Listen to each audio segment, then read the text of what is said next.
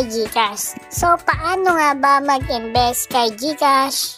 So, ang pag-invest natin guys is para mapataas palalo yung G-score natin. Syempre guys, don't forget to like, share, and subscribe. Umpisa natin to pagkatapos ng intro. Subscribe now and press the bell icon. Never miss an update.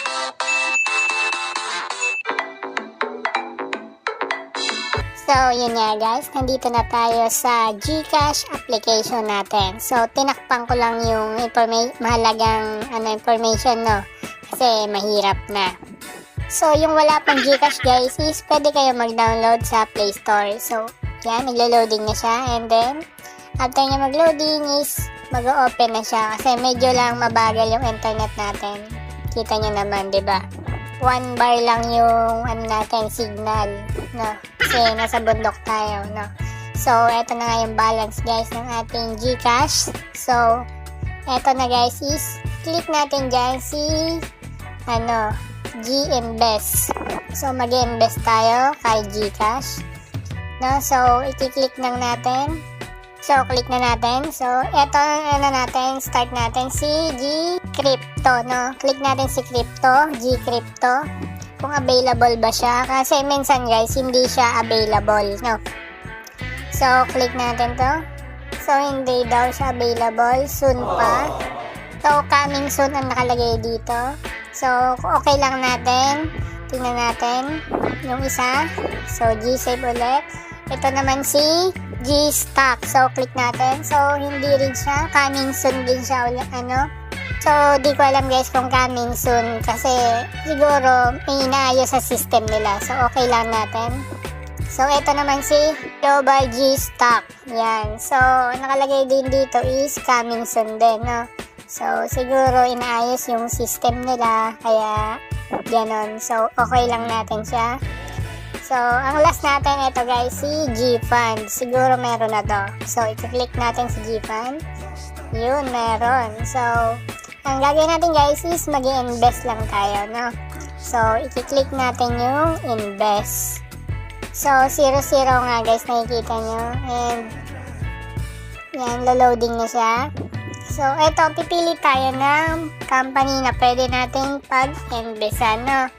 So, iba-ibang company yan. May Atram, BPI. So, iba-iba siya. So, halos Atram, no? So, dalawa lang atang BPI. So, nakita ko. So, ang i-click natin dito is yung naka-suitable sa atin, no? Yung pwedeng-pwede sa atin. Kasi hindi naman tayo basta-basta pwede mag-invest. So, eto na yung napili natin. Nag-iisa lang. So, iba-buy natin yan guys. Buy lang natin siya. I-click natin yung buy kung gusto nyo. Pero kung gusto nyo basahin, nasa sa inyo na yan. Pero ayoko magbasa ng basa eh. Wala lang. Naboboring na ako. Pero kung gusto nyo nang ibasahin, nasa sa inyo yan. So, click natin yung buy. And then, lagay natin dito guys is 500 pesos. No? Bibili tayo ng stock sa 500 pesos. So, yan na. Yan guys, i-click nyo lang yung box na yan, yung agree na yan. Pero kung gusto nyo basahin ulit, ibasahin nyo, no? So, after nyo nga maklik yan guys, yung box na yan is may makikita ulit kayo na user agreement, no? Ni GCash.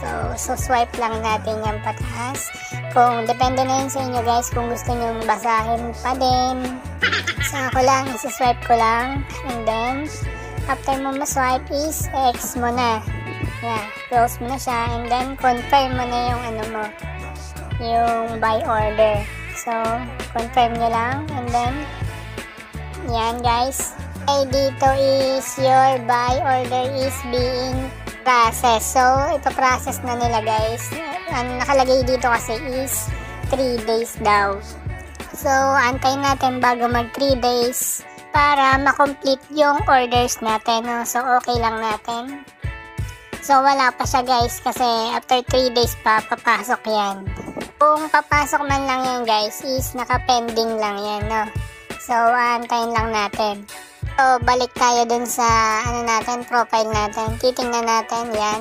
Guys, nabawasan na yung, natin, balance is naging 57 na lang. And then, ito na, nag-email na din nag-text na din si GCash na successful yung pagbili natin kay Atram Peso Money Market Fund. Yan guys, so antayin natin bago mag 3 days, no? So, antay lang tayo. 3 days later. So, yun na nga guys. After 3 days is nag-text na si GCash sa atin. Nakalagay dito is your buy order for Atram Peso Market Fund has been completed. So, complete na guys, no? So, check natin yung GCash natin or kaya yung G-Invest natin kung pumasok na siya. So, check natin. So, nandito na nga tayo sa profile natin guys. Hindi pa rin nadagdagan yung natin balance. And yan nga is, nakita na natin is 499 yung in-invest na pumasok, no? Kasi may charge siya na 0.01 peso. So, yan na nga guys is, titingnan na natin. So, click natin yan. Ayun na, pumasok na siya. Pwede mo na siyang i-sell ulit or kaya bumili ulit ng pinang-invest mo, no? So, nasa sa inyo na yan kung paano nyo laruin yung pinag-investan nyo, no, na company. So, ako guys, ginagawa ko is ibebenta ko siya and bibili ulit ako ng stocks. Tapos, bibenta ko ulit and bibili ulit ako, no? So, ganun lang, no? Kung paano mo siya laruin. So, kung pakiramdam mo is bumababa na yung value, is kailangan mo na siyang ibenta talaga, no? Para hindi na maapektuhan. So, ang kagandahan dito guys kay GCash is kapag nag-invest ka kay GCash is tataas yung G-score mo. So, kapag tumaas yung G-score mo is ma-open mo na lahat yung hindi mo pa na-open. Katulad ng G-credit and G-loan. So, pwede ka na din mag-plan guys kay GCash, kay Globe. So, ang requirements kapag nagpa-plan ka kay Globe is kailangan mataas yung G-score mo. Kailangan 500 pataas. So, yun yung advantage guys kapag nag-i-invest ka, no?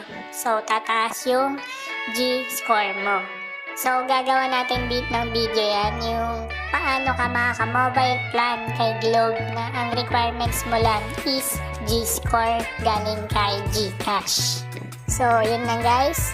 Sana nagustuhan nyo tong video na to and don't forget to like, share, and subscribe. Thank you and God bless.